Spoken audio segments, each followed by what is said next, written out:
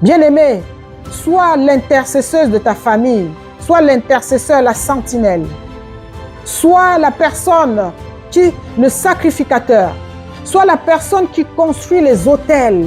Quand tu entends que quelqu'un est malade, quand tu entends que quelqu'un est en danger, tu te lèves pour rencontrer ton Père.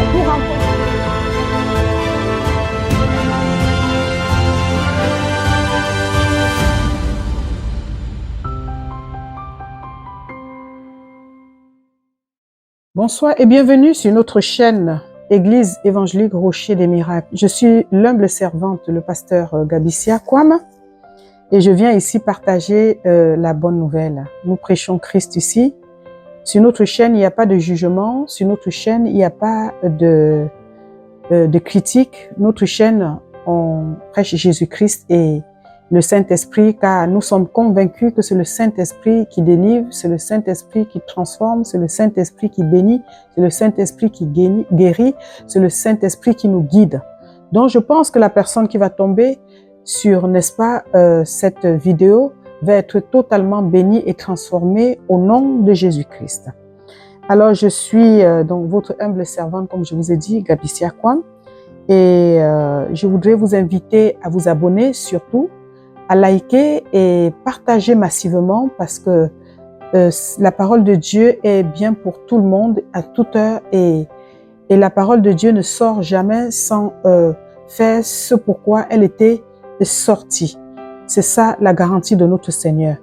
Et je vais prier le précieux Saint-Esprit afin qu'au travers de ma petite personne, que je puisse vraiment être efficace, que je puisse donner la parole de vie dans l'état brut comme je trouve dans la Bible. Et que, au-delà de ce que je peux dire, que le Saint-Esprit vous accompagne et vous, n'est-ce pas, révèle des choses, même les plus cachées.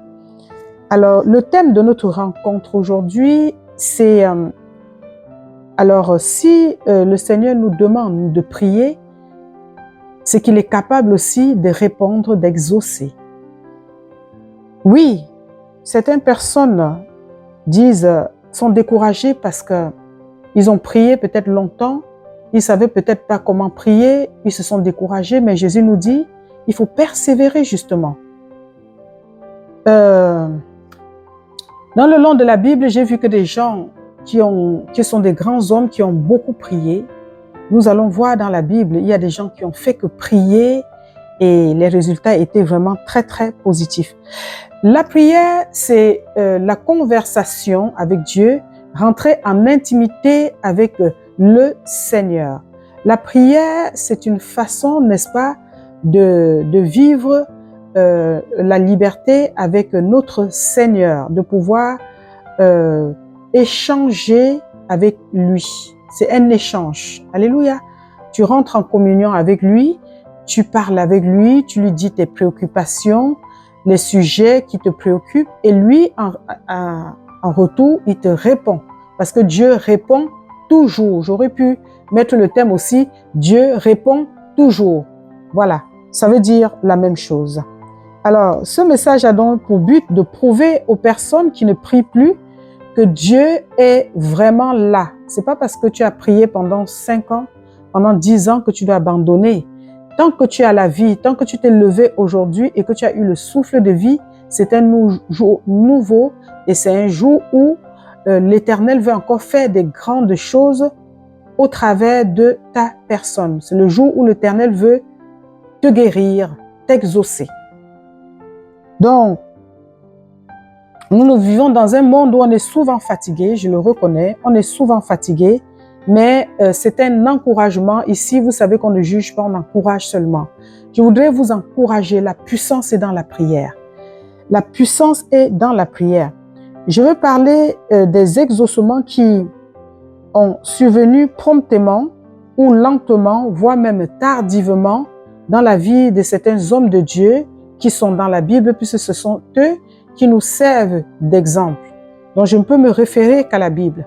Je sais que moi, personnellement, j'ai prié à l'Éternel et l'Éternel m'a répondu pour beaucoup de choses.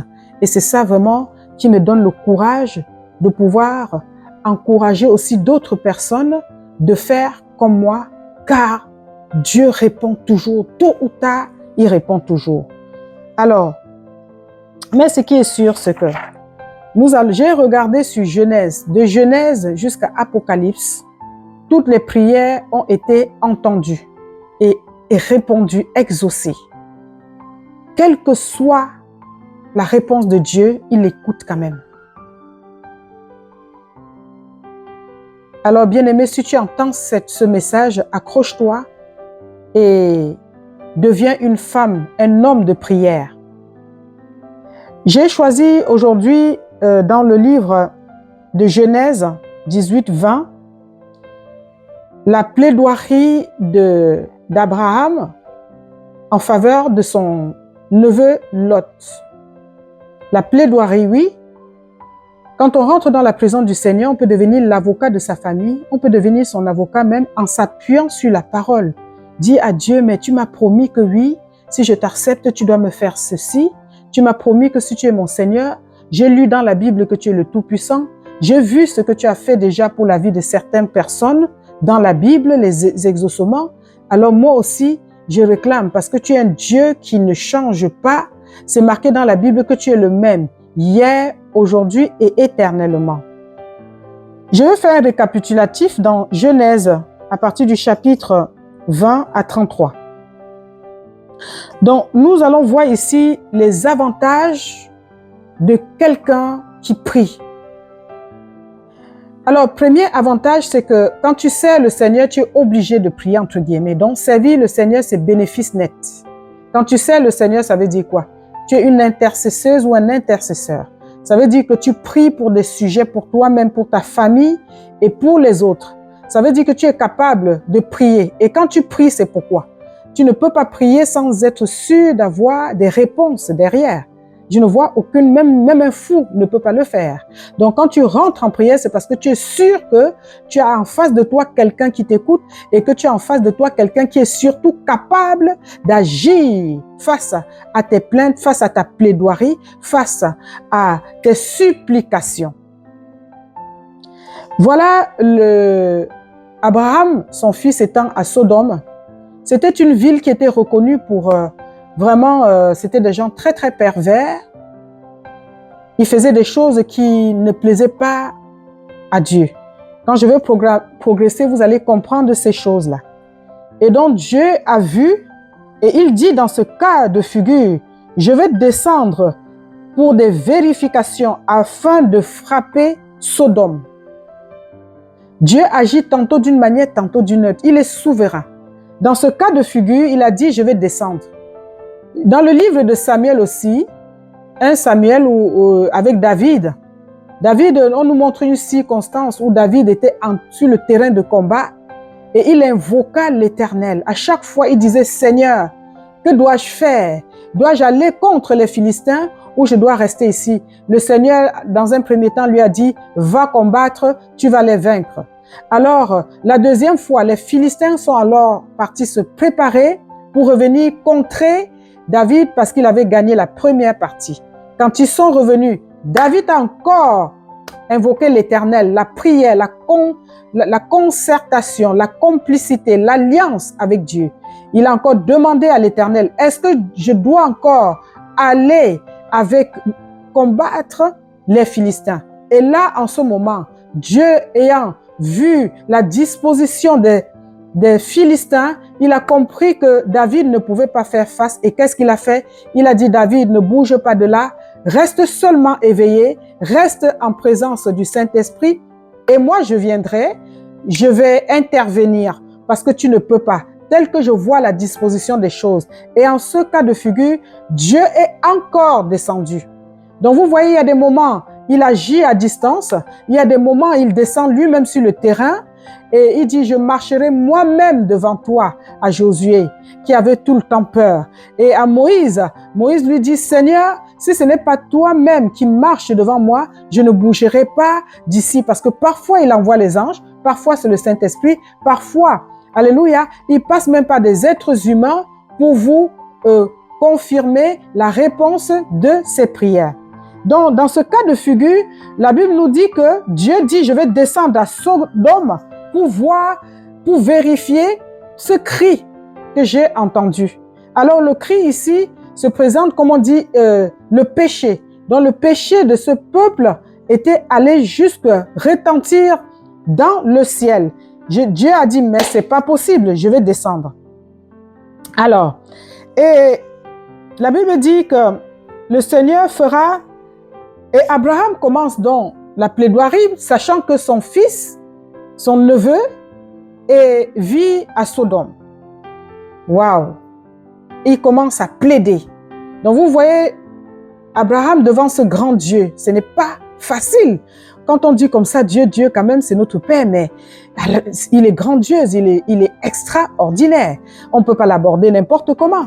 Il a commencé à lui donner, à dire, Seigneur, je sais très bien que je ne peux pas me mettre face à ta présence. Personne n'est digne de ce Dieu. Et encore une fois de plus, c'est par sa grâce que nous pouvons même entrer dans sa présence et de pouvoir prier et de pouvoir parler avec lui. Et alors Abraham va lui dire, Seigneur, qu'est-ce que tu veux nous dire là? Que s'il y a 50 personnes dans cette ville, tu vas faire périr qui soit bien, qui ne soit pas dans le péché. Feras-tu périr tout le peuple et oubliant ces 50 personnes, toi qui es un Dieu qui est si juste, toi qui nous apprends la justice, tu es un Dieu qui quand même ne peut pas faire périr certaines personnes pour la faute que d'autres ont eu à commettre. Alors, Abraham va parler au Seigneur. Il dit, s'il y a 50 justes, feras-tu périr ce peuple? Alors, et il va encore continuer. Un juste ne doit pas subir le même sort que le méchant. Celui qui juge toute la terre sera-t-il lui-même injuste? Vous voyez? Alors, une conversation sincère avec l'Éternel. Il dit, et l'Éternel va lui répondre. Comme je vous ai dit, Dieu répond toujours. Dieu répond toujours. Je parle à quelqu'un qui va tomber sur ce message. Dieu te répondra. Même s'il n'a pas encore répondu, c'est parce que le temps de la réponse n'était pas encore arrivé. Il faudrait qu'on soit patient. Attends, Dieu va te répondre. L'Éternel répondit, si je trouve à Sodome 50 justes, je sauverai toute la ville. Abraham reprit la parole et dit, et s'il y a 45, et s'il y a 40, s'il y a 35, s'il y a 30, s'il y a 25, s'il y a 20 et s'il y a 10. Pourquoi? Parce que lui-même, il n'était pas trop sûr de lui, il savait ce qui se passait à Sodome. Il n'y avait personne de saint là-bas. Il y avait le péché avait atteint son apogée. Waouh! Et en ce moment-là, nous voyons très clairement ici, la Bible nous dit que « Et l'Éternel s'en alla lorsqu'il eut achevé de parler à Abraham. » Donc vous voyez ici que Abraham ne parlait pas seul. La Bible nous le dit, la Bible c'est notre guide, la Bible c'est notre lumière. La Bible ne ment pas. L'Éternel s'en alla lorsqu'il eut achevé de parler avec Abraham. Pourquoi il parlerait avec Abraham et pas toi et pas moi? Ce même Dieu-là, je dis, il n'a pas changé. Hein. Dieu n'a pas changé, il est le même. Il est le même qui parle. Il est le même qui entend tous les cris. Il avait dit au peuple d'Israël, vos cris ont atteint mes oreilles aujourd'hui après 430 ans de souffrance. Il s'est levé et il a délivré ce peuple-là avec vraiment une manifestation extraordinaire de miracles. C'est lui qui a fendu la mer Rouge et le peuple est passé. Et quand l'ennemi passait, il les a bouclés dedans. Il les a embourbés dans cette eau. Ils ont péri dedans. Amen. Alors, bien-aimés dans le Seigneur, Dieu répond toujours. Dans le chapitre 19, nous allons voir maintenant l'intervention des anges qui vont voir Lot. Il y a 2 anges qui vont à Lot, qui vont chez lui. Et quand Lot les voit, il comprend tout de suite que c'est des êtres pas comme les autres. Et il va se prosterner, il va leur prier de venir chez lui et de passer la nuit avant de continuer leur chemin le lendemain. Au départ, les anges vont refuser. Pourquoi? Parce que Dieu, il venait pour le voir, pour cette mission. Et c'est une façon de voir à quel point il connaît ce Dieu, à quel point il sait qu'en abritant Dieu chez lui, les sources de bénédiction qui ressortiront, qui retentiront lorsqu'il aura abrité les anges du Seigneur chez lui. Lot a insisté et pour finir, ils ont accepté et ils ont même dîné. À peine être couchés, voilà ce que Dieu avait prévu, que seul lui savait, les plans de Dieu sont parfaits. Même Lot, quand il faisait dormir ses anges chez lui, ne savait pas ce qui devait arriver. Qu'est-ce qui arrive subitement? Alors, tout le peuple était au courant qu'il y avait deux hommes, parce que les anges peuvent se mettre sous la forme des hommes.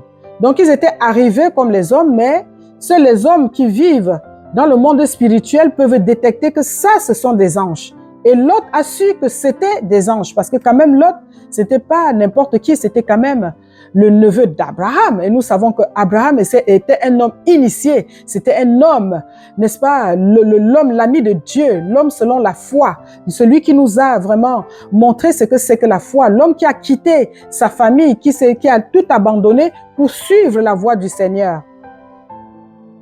Et tout le peuple, ils sortent, ils viennent réclamer ces deux hommes en disant que nous voulons ces hommes parce que nous voulons le connaître. À l'époque, quand on disait « je veux connaître quelqu'un », ça voulait dire que je vais avoir couché avec la personne. Alors, Lot va jusqu'à proposer ses filles qui étaient vierges à ces deux hommes que non, plutôt que de coucher avec les anges de Dieu, je préfère vous donner mes enfants, mes deux filles. C'est extraordinaire. C'est beau. C'est cette relation que nous voulons, que nous devons avoir avec notre Seigneur, la confiance totale. Quand tu as déjà vu les anges, tu sais que Dieu ne peut pas envoyer les anges pour rien. Personne ne peut marcher sur les anges de Dieu. Dieu est toujours le vainqueur. Jésus-Christ a la victoire. Jésus-Christ ne combat pas pour rien.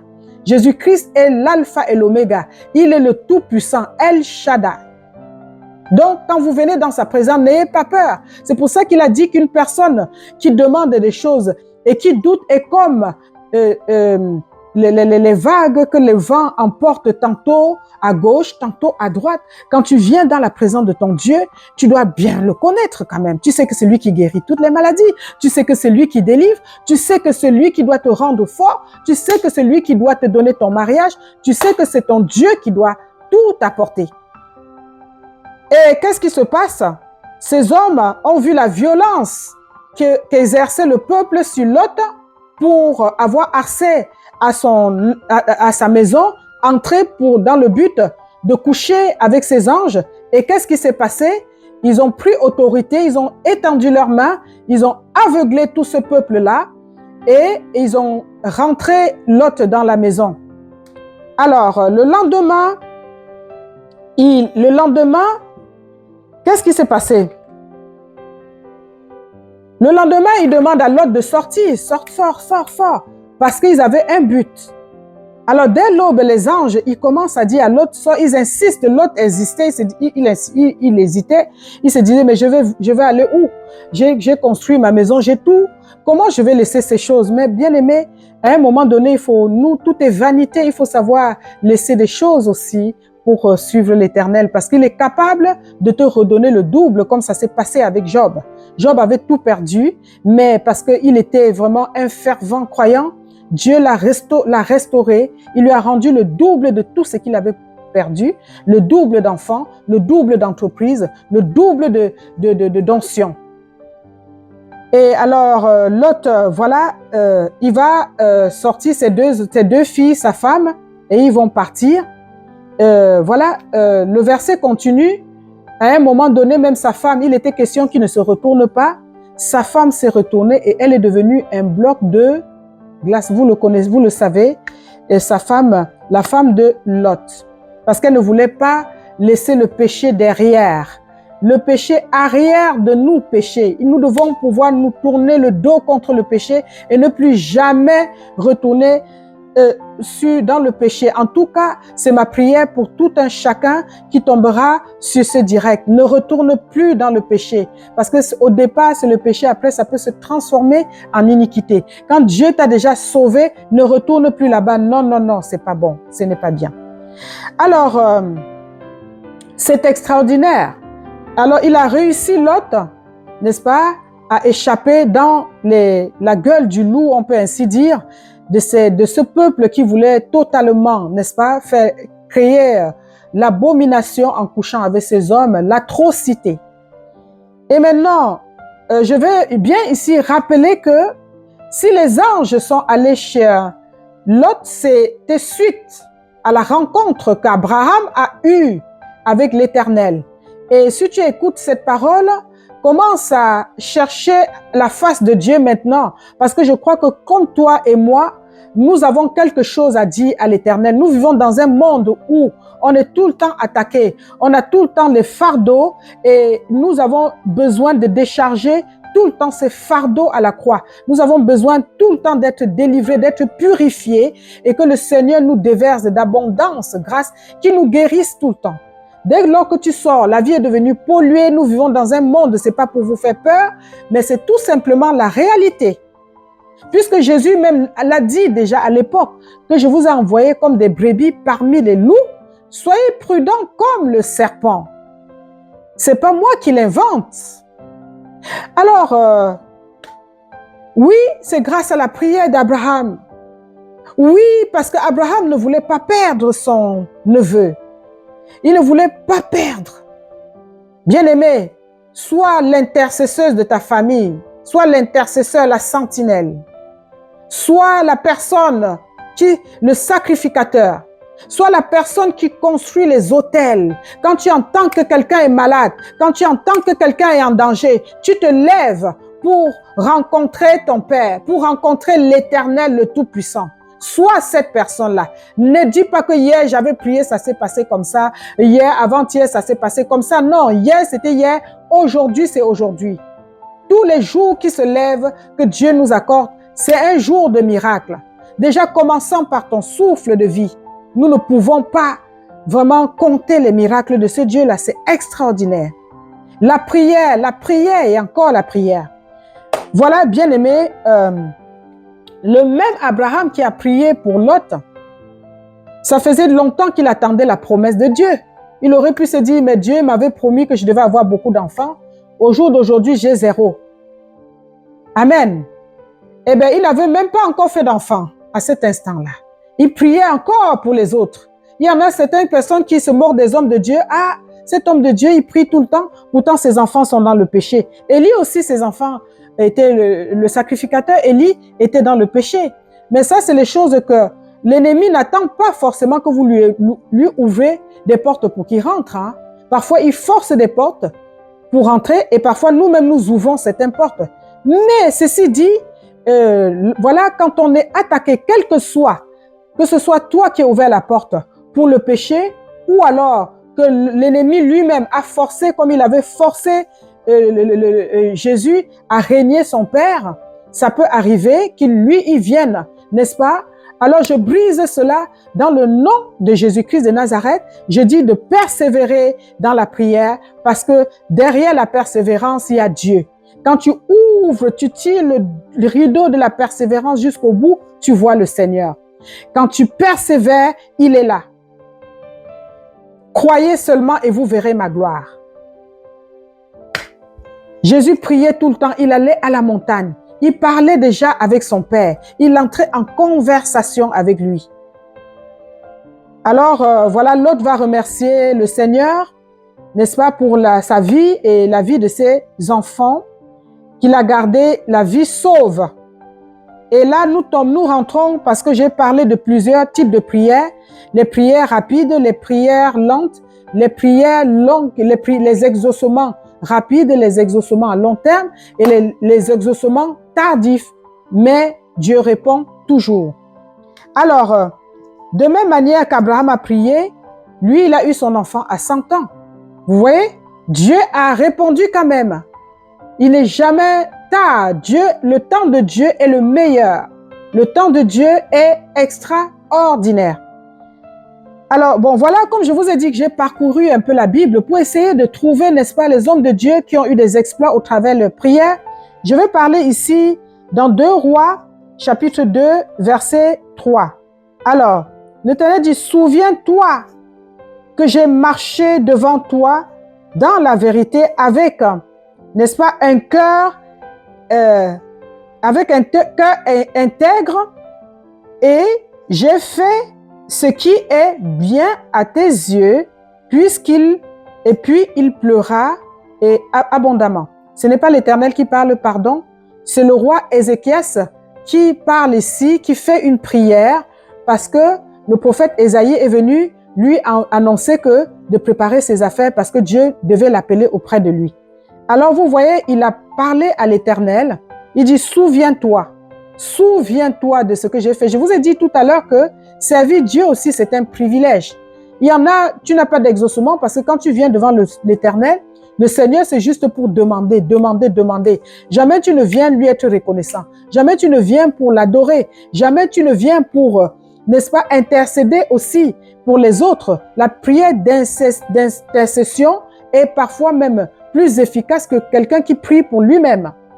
Si tu pouvais prier que pour toi, c'est trop facile. Nous devons vraiment aller au-delà. Alors, vous voyez, une fois que le prophète Ésaïe lui annonce que prépare tes affaires, tu vas mourir, il demande au Seigneur que maintenant je t'ai consacré toute ma vie, travaillé pour toi et correctement, et j'ai fait ce qui était agréable à tes yeux. Ça, c'est encore sa façon de plaidoyer, de demander à l'Éternel.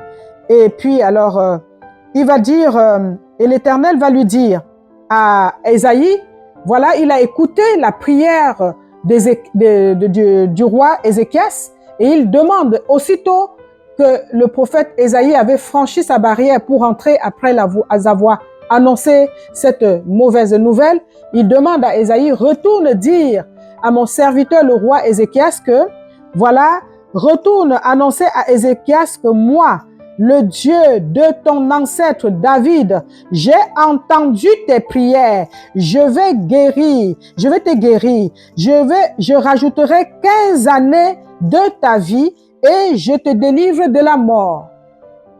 Donc voilà quelqu'un qui a prié et Dieu lui rajoute 15 années de sa vie. Je vais encore parler ici dans Juge 16 de Samson. Samson qui a invoqué l'Éternel. Il dit, Seigneur, souviens-toi de moi. Ça ressemble un peu, c'est toujours souviens-toi. Quand tu te présentes devant l'Éternel, tu dis quoi? Tu dis, Seigneur, oui, voilà, après m'être baladé, après avoir fait ci, de gauche à droite, je ne pense jamais à toi, je viens seulement pour te demander. Il dit, souviens-toi. Ça nous rapproche encore à la prière du roi Ézéchias qui dit, souviens-toi. Alors, souviens-toi de moi. Je te prie, oh Dieu, donne-moi la force seulement cette fois et que d'un seul coup, je tire vengeance des Philistins pour mes 2 yeux. Vous voyez ici que les Philistins avaient crevé ses 2 yeux parce que ce serviteur de Dieu avait été tombé dans le piège d'une dame de mauvaise vie qu'il avait détournée et son onction est partie. Donc il est parti, il était fort. La Bible décrit que Samson était fort, il avait la puissance, il déchirait les lions, il était tellement fort. Mais alors, quand l'Éternel lui a dit, ne va pas là-bas, il a été là-bas. Et nous voyons ici que malgré tout, il dit à l'Éternel, souviens-toi. C'est un Dieu de compassion. C'est un Dieu vraiment que dans ton parcours avec lui, dans ta marche avec lui, tu peux tomber. Seul lui ne tombe, mais lui, il tient encore compte quand tu es tombé. Il se souvient d'un seul jour que tu l'as servi. Moi, ma force, c'est de servir Dieu. Je crois que quand je sers Dieu, je suis à l'abri. Dès lors que tu commences à le servir, lui-même, il dispose les anges pour que tu sois gardé, afin que sa parole aille jusqu'aux extrémités de la terre. Parce que tout le monde doit entendre parler de Jésus, tout œil le verra et tout genou fléchira et toute langue confessera véritablement qu'il est Seigneur. C'est de ça qu'il s'agit. C'est pour ça que nous sommes là. Est-ce que vous m'entendez? Est-ce que vous m'entendez? disposez votre vie, donnez votre vie au Seigneur, servez. Si vous voulez servir, vous trouverez toujours le moyen de servir ce Dieu. La moisson est grande, mais il y a très peu d'ouvriers. Et là, vous verrez donc les bénéfices du service. Quand vous voulez prier, vous dites, Seigneur, souviens-toi de moi. Seigneur, souviens-toi de moi qui suis sur l'Internet, au risque d'être vilipendé, au risque d'être critiqué, insulté, parce que j'ai un seul but, c'est d'annoncer Jésus-Christ au travers de ses miracles et prodiges, au travers de sa volonté que tous les enfants lui reviennent. Tous les enfants doivent rentrer dans la maison, car il est notre créateur. Aucun père ne peut vouloir que son enfant aille dans la perdition, dans la drogue, dans toutes sortes de fornications, d'impudicité, de vol, d'arnaque, de braquage. Non, Dieu veut que nous marchons selon la droiture. Et à la réponse de la prière de Samson, parce que comme je vous ai dit que Dieu répond toujours, et là dans ce cas de figure, ça doit être une réponse à moyen terme. Il va prier parce qu'il était en prison. Donc on le sort de la prison, parce qu'après avoir percé ses yeux, ils l'ont balancé en prison. Donc lors d'une manifestation, ils ont sorti le serviteur de Dieu, ils voulaient rire de lui, ils ont dit mettez-le là, on va rire de lui, parce que notre Dieu est le plus puissant. Ils parlaient de Dieu comme ça, leur Dieu de l'idolâtrie. Et s'ils en sont arrivés là, c'est à cause du péché de Samson. Mais alors, Samson dit que je pousse, il donne la stratégie parce que à l'Éternel, voilà, j'aimerais m'appuyer sur ce poteau et que je meure avec les Philistins, et se pencha fortement. Et la maison tomba sur les princes et sur tout le peuple qui, n'est-ce pas, et le peuple il tomba sur tous et le peuple fit périr. À sa mort, il fut plus nombreux que ceux qu'il avait, n'est-ce pas, tués pendant son vivant. C'est-à-dire qu'à ce moment, quand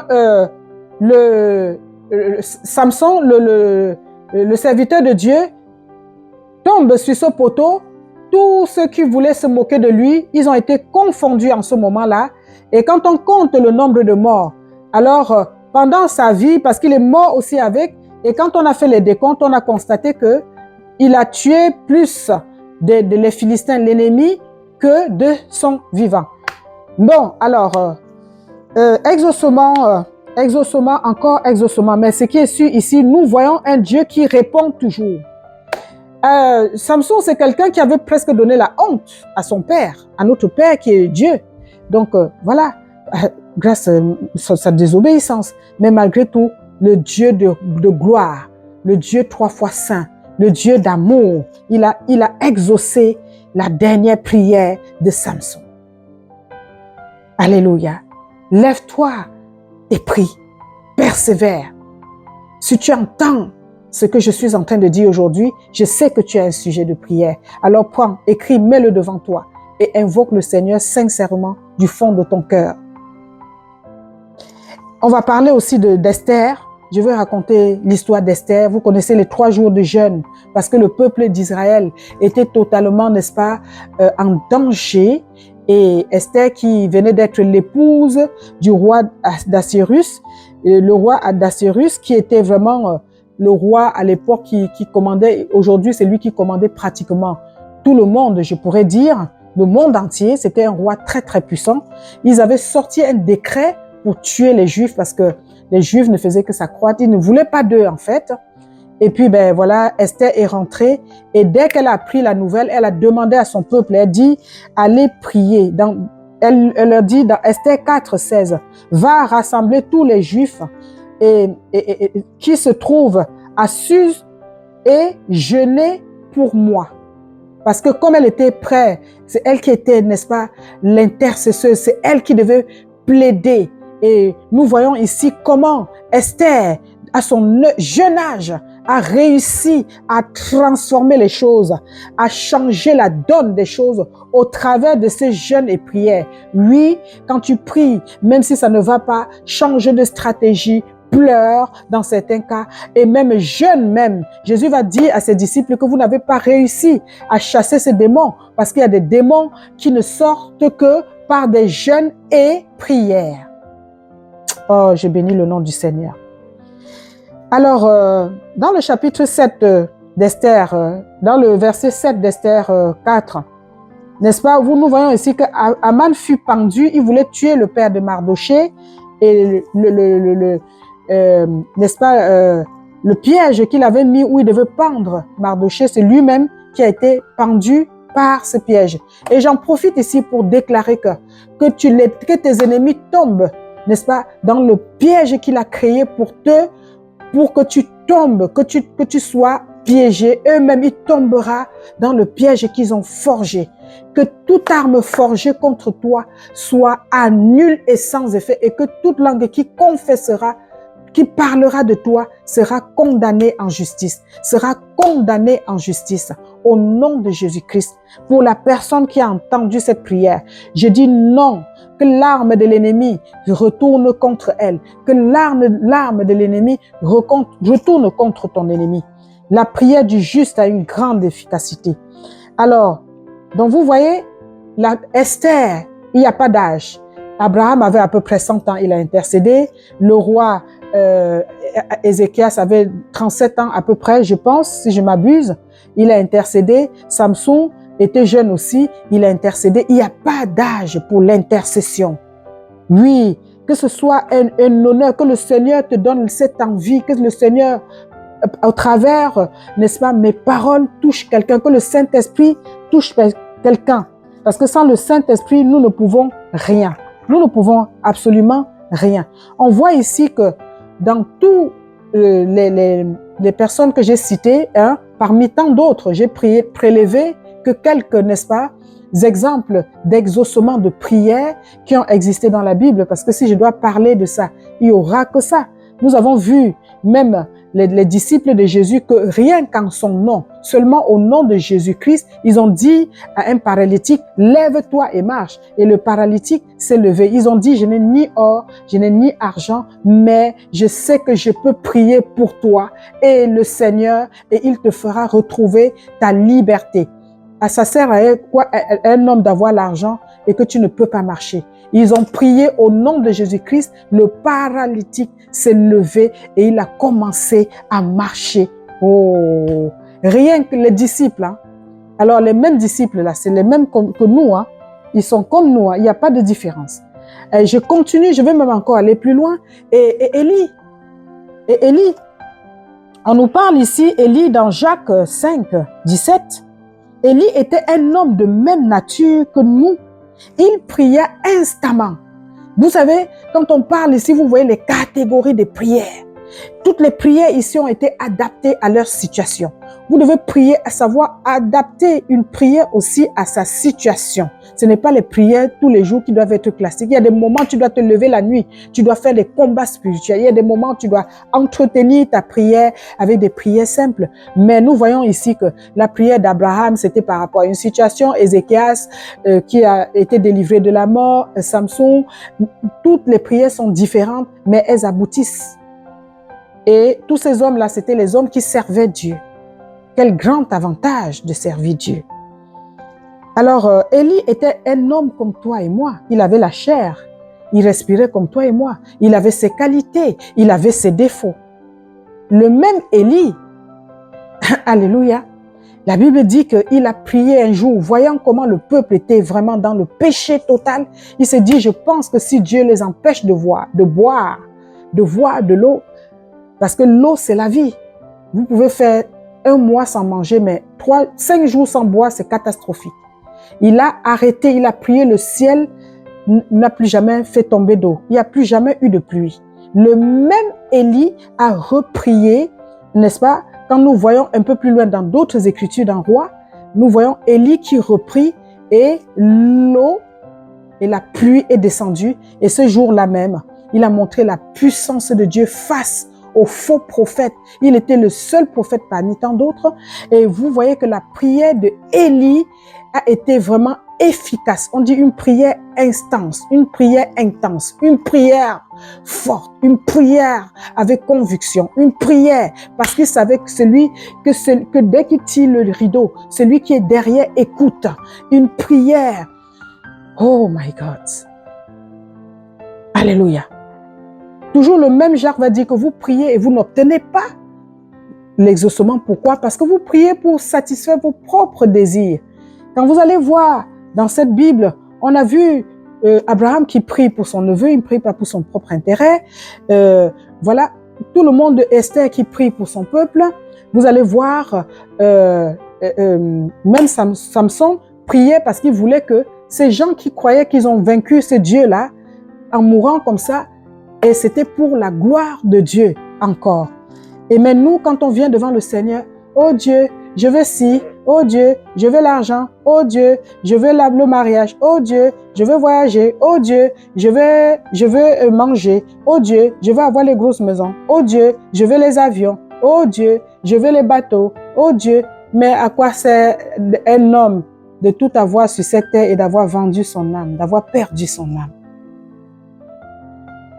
Prions plutôt que le Seigneur nous donne ce qu'il a prévu pour nous. Parce que avant que tu ne sois dans le ventre de ta mère, Dieu connaissait ton nom. Il t'avait déjà établi prophète. Il avait établi les plans de paix et de bonheur pour ta vie, pour un avenir meilleur et l'avenir de tes enfants. Alors ça sert à quoi d'aller faire des alliances sataniques juste pour les biens de cette terre? Non. J'ai béni le nom de Jésus. Alors, bien-aimé dans le Seigneur, je voudrais que si tu as écouté ce message, sors-moi tes dossiers. Sors-moi tes dossiers parce que l'ennemi t'empêche de prier parce qu'il sait que ton Père va te répondre de là-haut. Il sait que le Dieu de réponse va changer ta situation. Sors-moi tes dossiers et mets devant toi et tu proclames, tu dis Seigneur, tu es le même. Toi qui as agi au travers d'Abraham, tu n'as jamais changé. Si tu n'étais pas le même, je ne serais pas en vie aujourd'hui. Le jour où Dieu n'est plus là, plus personne ne sera en vie. Alors, tu demandes au Seigneur de restaurer cette famille qui a été brisée par les flèches de l'ennemi. Tu demandes à l'Éternel de briser les murs tous les jours. Demande à l'Éternel de te dépouiller de tout péché. Demande à l'Éternel, de trouver, n'est-ce pas, le médicament pour ta guérison complète aujourd'hui, la guérison de ton âme. Demande à l'Éternel de donner ton mariage parce que tout enfant de Dieu est un mari qui lui est destiné aujourd'hui. D'ouvrir la porte pour que tu sois un homme libre, tu pars où tu veux, que tu aies les visas d'entrée et de sortie où tu veux aller parce que tu as un privilège en tant qu'enfant de Dieu. Prie, prie, prie et prie encore. Amen. Je veux bénir le Seigneur, soyez abondamment bénis et ma prière pour vous, c'est que Dieu, que vous appreniez à vivre dans la présence de Dieu et que le Seigneur vous forge, que le Saint-Esprit vous forge, que vous soyez tous les femmes et les hommes de prière.